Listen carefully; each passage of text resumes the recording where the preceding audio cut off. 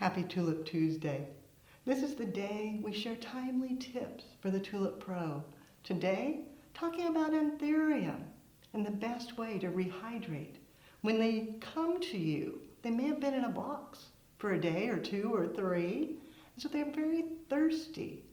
Before you give it a cut and put it in a vessel of water, take a moment and let it sit in a bath of water. Now it's room temperature.